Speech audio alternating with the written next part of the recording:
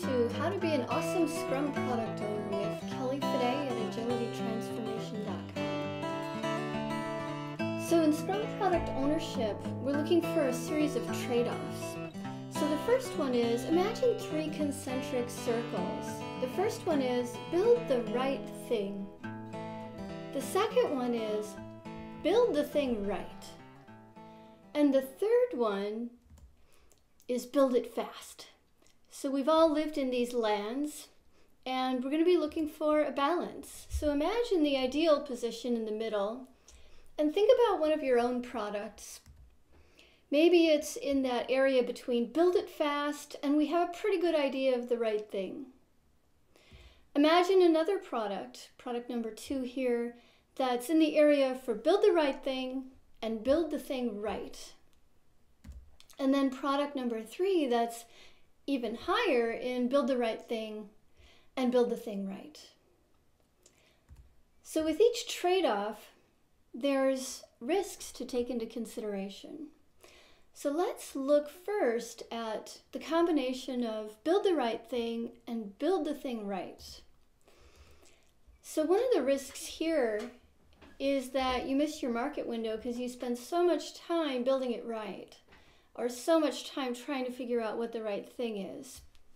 That's where Agile Lean can help you, for example, on building the right thing and building the thing right. That's where some of the XP practices like behavior-driven development, continuous integration, acceptance test-driven development can help. But if you go too far in that direction on both of those, you might miss your market window, or you might have a cash flow problem.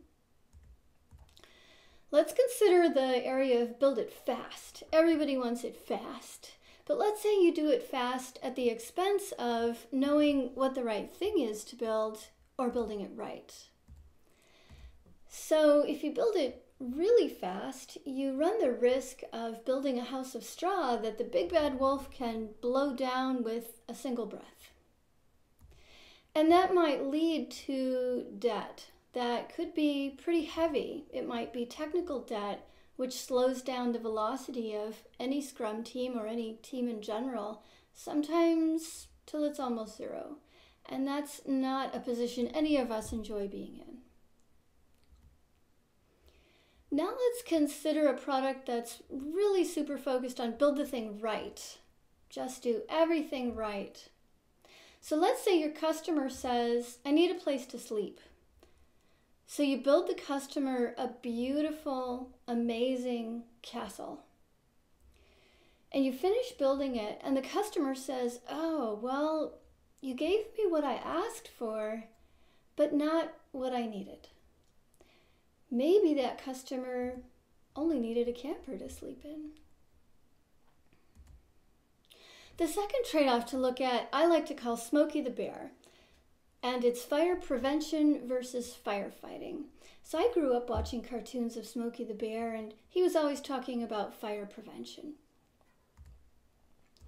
So what's the trade-off here? It's between firefighting, we all know that, and the land that Smokey lives in, which is prevention. So in firefighting, typically we're being reactive, and sometimes it's the right thing to do. You've got X number of users down, the business is losing X amount of revenue per minute. You have to take care of it right now. On the other side, fire prevention, which is the land where Smokey lives, ideally you're being more proactive.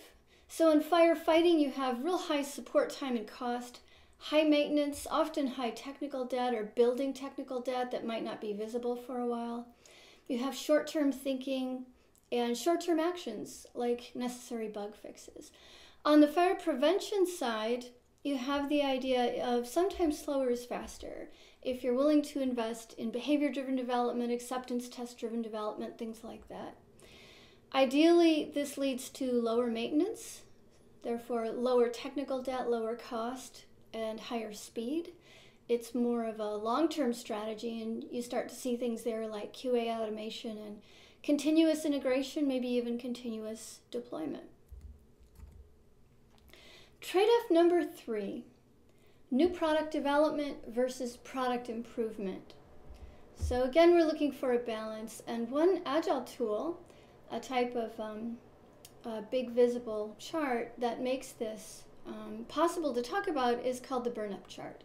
So it answers a couple of questions, which a lot of stakeholders and product owners like to ask, which are, when can I get my stuff, and how much of my stuff can I get by a certain date?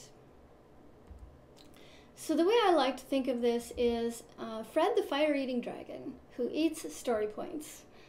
So let's see how many story points Fred can eat in what time period.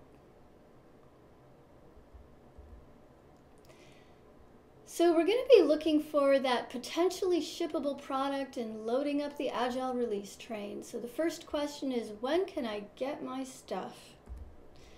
So here's an example of a way to talk about that and a way to answer that question. And this is a burn-up chart for fixed scope variable time.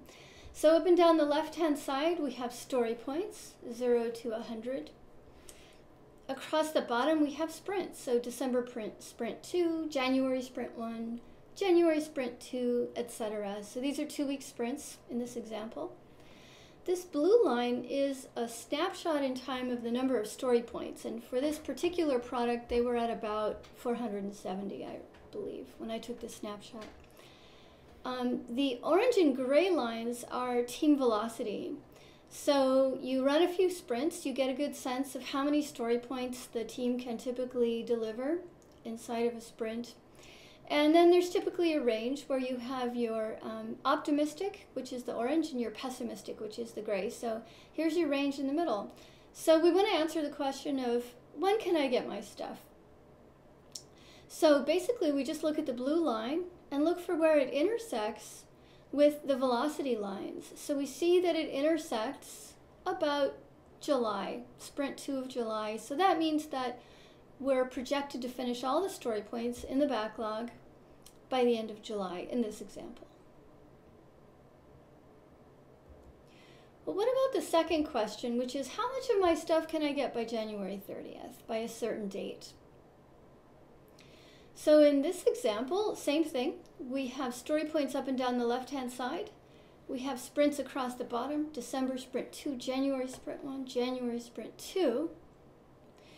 And in order to answer the question, you basically start with your date right here, January sprint 2, so that's January 30th.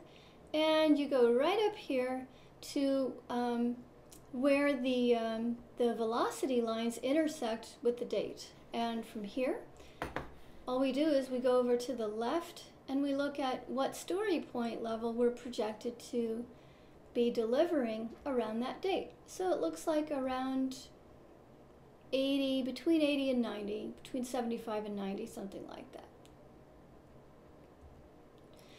The next trade-off is customer value versus knowledge. So we always want a mix of knowledge and ROI delivery. So inviting you to think about, what are the trade-offs that you make here in your business? One is uncertainty. When uncertainty is high, we need to learn. So we might learn by doing a spike or a quick prototype, put it in front of a customer early to get feedback. When uncertainty is lower, we're going to spend more time actually delivering the customer value. And that directly links to the time trade-off. So that's going to be the time that we spend delivering the value versus the time we spend actually building knowledge. So I invite you to think about, what's the land where your products tend to live? Do you tend to spend a lot of time on knowledge? Do you tend to spend a lot of time on customer value and ROI delivery? Or really, where do your products tend to fit into that? If you're doing Agile Lean, for example, you might want to be in a regular build, measure, learn cycle where you're gaining knowledge, you learn, you build, rinse, repeat, etc. So it's not all one or the other, it's having that balance. So think about your own products in your company and where they tend to live. Thank you very much from Kelly Fidei at agilitytransformation.com.